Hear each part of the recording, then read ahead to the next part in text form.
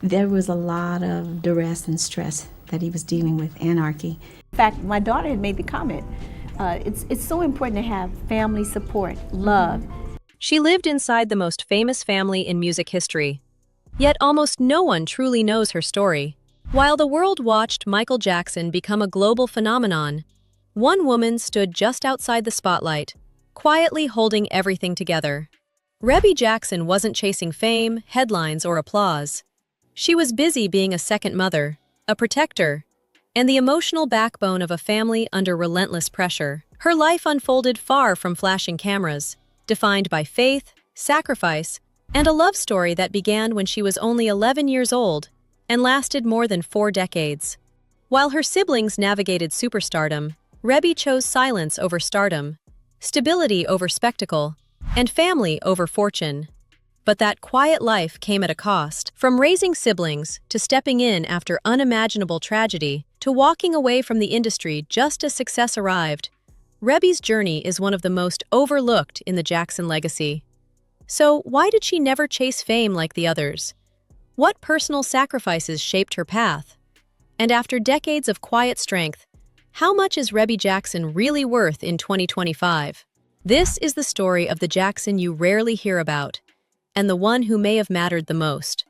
Long before the Jackson name became synonymous with global superstardom, there was a young girl quietly learning how to carry responsibility far heavier than her age. Rebbie Jackson, born Maureen Rylette Jackson on May 29, 1950, entered the world as the first child of Joe Jackson and Katherine Jackson in Gary, Indiana. She would become the eldest of 10 children, a position that quietly shaped the rest of her life. The Jackson household was never ordinary.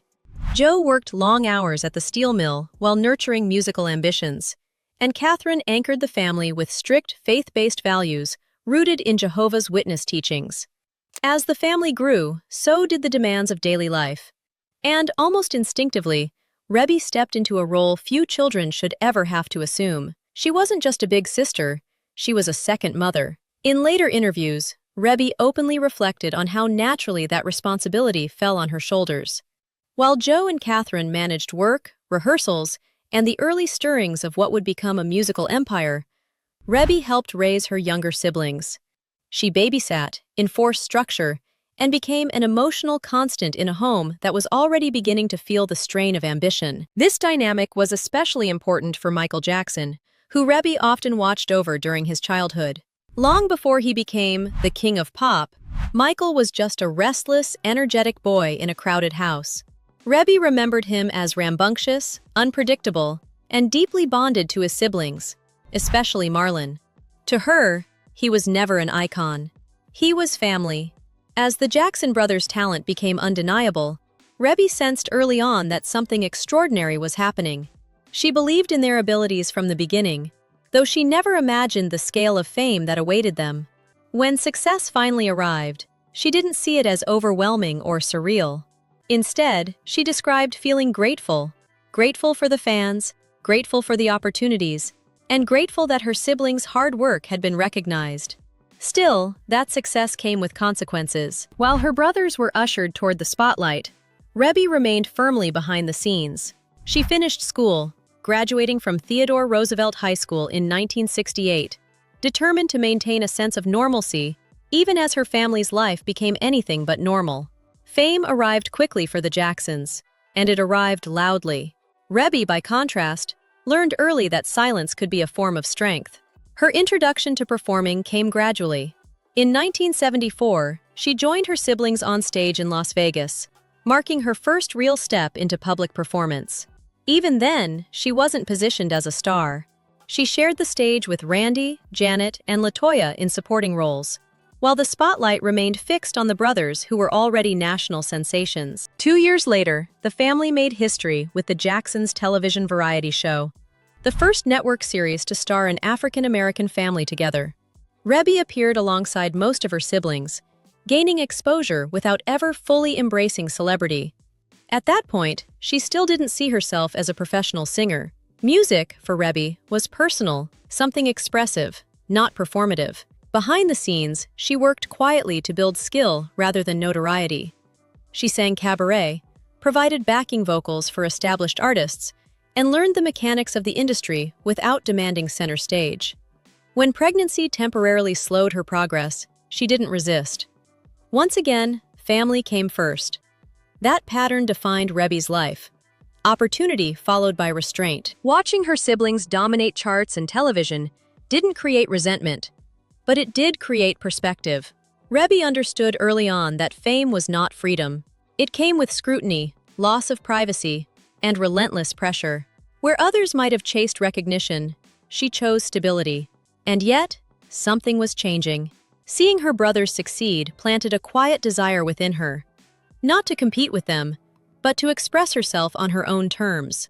Music began to feel less like an extension of family obligation and more like a personal calling.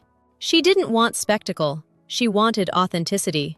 By the late 1970s, Rebbie Jackson was no longer just the Jackson family's caretaker. She was becoming an artist, slowly, deliberately, and without compromise. What came next would be the most unexpected chapter of her life. Stepping into the spotlight only when she was ready, and redefining success in the process. By the early 1980s, Rebbie Jackson had spent nearly her entire life supporting others. She had raised siblings, stood backstage during historic moments, and watched her family's name become one of the most powerful brands in entertainment history.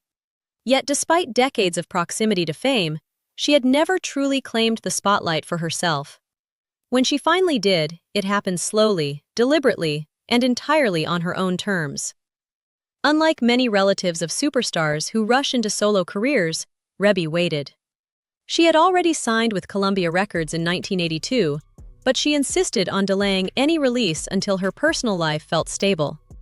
When her debut album Centipede was finally released in October 1984, it arrived quietly, but its impact was undeniable. The album was a deeply personal project shaped by family collaboration. Her husband, Nathaniel Brown, co-wrote songs alongside her brothers Tito and Randy. The production felt intimate rather than flashy, grounded rather than aggressive. But one track immediately stood above the rest: the title song, Centipede. Written, arranged, and produced by Michael Jackson, Centipede became the defining moment of Rebbie's career. It wasn't just a hit, it was a statement. The song climbed to number 4 on the Billboard R&B chart. Notably, it marked Michael's first writing and producing work after Thriller, adding historical weight to the collaboration. For Rebbie, however, the success was complicated. She had long wrestled with whether to even use the Jackson surname. At first, she resisted, worried that her identity would always be filtered through her siblings' achievements. Eventually, she accepted a compromise. On the album cover, Rebbie appeared boldly, while Jackson was understated. She wasn't denying her roots, but she wasn't hiding behind them either. Critics offered mixed reviews of Centipede, but Jet magazine framed the moment clearly. Rebbie Jackson had crossed the most difficult hurdle any superstar sibling faces. She had proven she was marketable on her own. Rather than chase the momentum recklessly, Rebbie stayed measured. Her second album, Reaction, arrived in 1986 and leaned more confidently into contemporary R&B. Produced at Tito Jackson's Ponderosa Studios, the project featured unexpected collaborations, including a duet with Cheap Trick's Robin Zander and another with soul legend Isaac Hayes. The title track Reaction became a moderate hit, reaching number 16 on the R&B charts. Commercially, Rebbie was doing well, but never explosively. And that was exactly how she wanted it.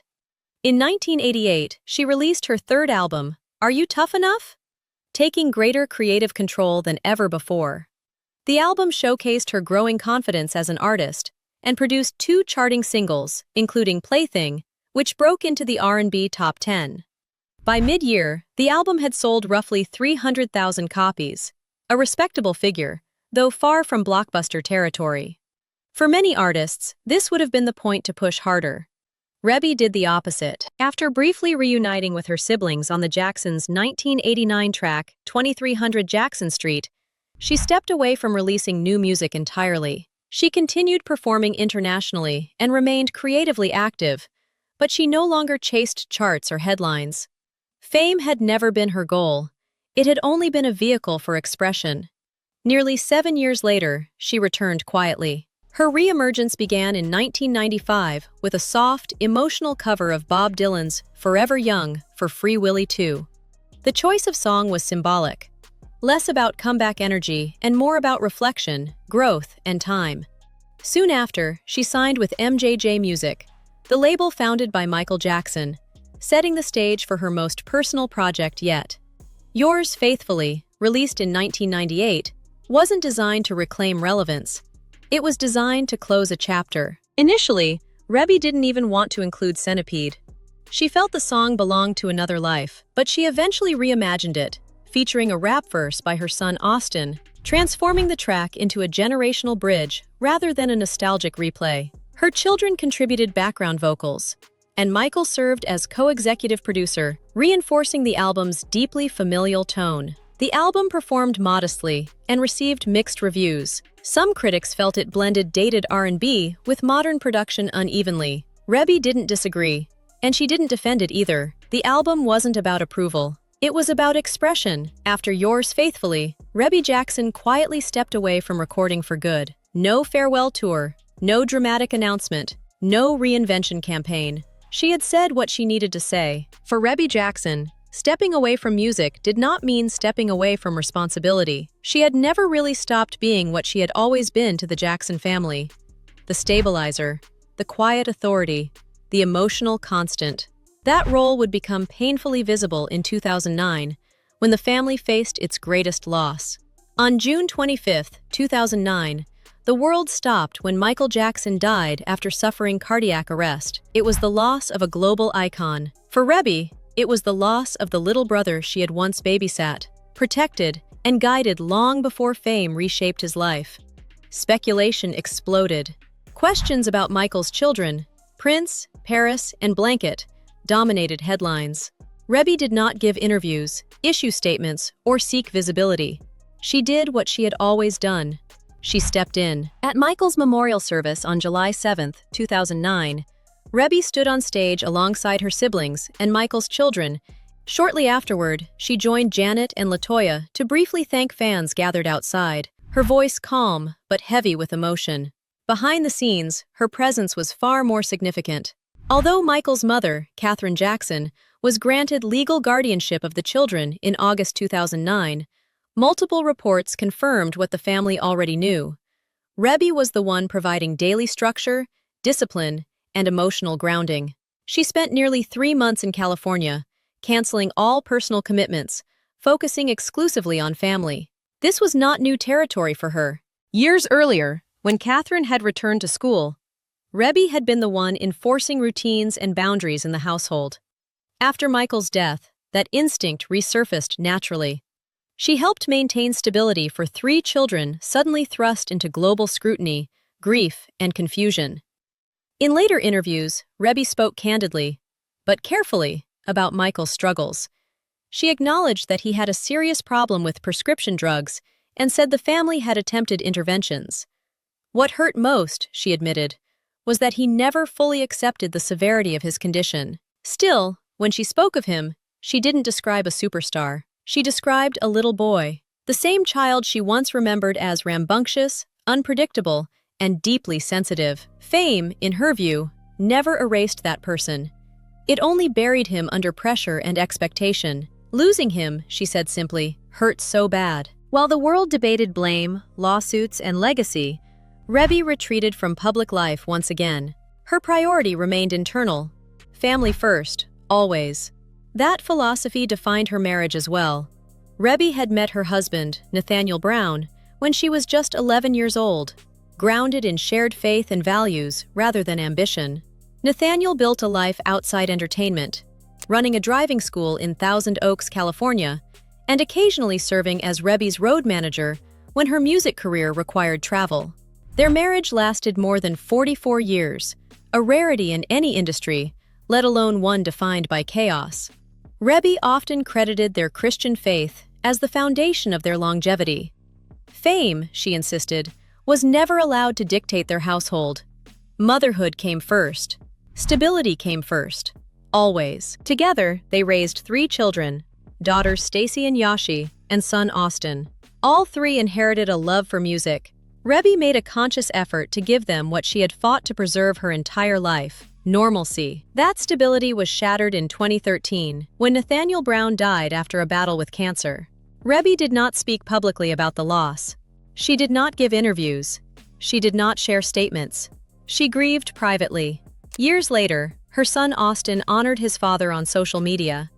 The message revealed more about Rebbie's life than any interview ever could. Even after that loss, she remained deeply involved with her extended family.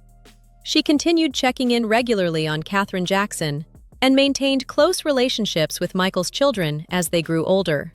The role she had played since childhood never truly ended. Who pursued music independently. He has spoken openly about how intimidating the Jackson legacy can be, and how his mother's example taught him discipline, patience, and realism about the industry. She never glamorized success for him. She taught him balance. Now, in her mid-70s, Rebbie Jackson lives quietly, deliberately removed from spectacle. She does not attend red carpets. She does not chase relevance. Her life is centered around faith, family, and reflection. Financially, her estimated net worth in 2025 is approximately $2.5 million. Modest compared to the fortunes of her siblings, but reflective of a life lived carefully. Her income stems from music royalties, touring, and long-term catalog earnings, rather than constant reinvention. At 75, Rebbie Jackson lives a life that feels almost radical in its restraint. In a family synonymous with spectacle, controversy, and global obsession, television appearances, and especially from her signature hit, Centipede. Unlike many artists of her era, Rebbie avoided extravagant spending, legal battles, and the financial freefalls that followed fame for so many around her. But numbers don't explain Rebbie Jackson. Her true wealth has always been measured differently. She never chased relevance. She never reinvented herself to fit trends. When she stepped away from releasing music after Yours Faithfully, it wasn't because she failed. It was because she had already said what she needed to say. Music was never her escape from life. It was an expression within it. Today, Rebbie's daily world is intentionally small and deeply grounded. Checks in frequently on her mother Catherine, and remains closely connected to Michael's children, even as they've grown into adulthood. Family responsibility for Rebbie was never a phase. It was a permanent role. Faith continues to shape everything. Raised as a Jehovah's Witness and guided by Christian values throughout her life, Rebbie still structures her days around spiritual discipline and reflection. Those close to her describe her as calm, principled, and intensely private. The same qualities that defined her as a child when she became the family's second mother long before the world knew the Jackson name. Her hobbies reflect that calm. She enjoys music privately rather than publicly now, listening more than performing. She reads, she cooks, she maintains traditions. There is no urgency to prove anything, because her life is no longer measured by applause. The loss of her husband, Nathaniel Brown, in 2013, reshaped her world permanently. After 44 years of marriage, she did not remarry. She did not speak publicly about the grief. She carried it quietly, the same way she has carried every burden in her life, inwardly, with dignity. If the Jackson story is often told as a cautionary tale about fame, pressure, and exploitation, then Rebbie Jackson represents the counter-narrative. She is proof that proximity to superstardom does not require surrendering yourself to it. She watched siblings become icons. She watched childhood dissolve under fame. She watched the industry consume brilliance. And she still chose restraint. Rebbie never denied her heritage. She simply refused to let it define her worth. When asked years ago whether she regretted not pursuing fame more aggressively, her life itself answered the question. She raised children. She sustained a marriage. She kept her values intact. She protected those who needed protecting, again and again. In a family where so much was taken, Rebbie kept something precious: control. Today, she lives without spectacle, without scandal, without the hunger that destroyed so many around her. And in doing so, she may have achieved the rarest outcome of all in a legendary family: a life that feels complete. Do you think Rebbie Jackson made the right choice by choosing a quiet life over global superstardom? Or do you believe her talent deserved far more time in the spotlight? Share your thoughts in the comments. We read every one. If you appreciate deep, human stories behind famous names, like the video, subscribe, and turn on notifications so you don't miss what's coming next. Thanks for watching. See you in the next story.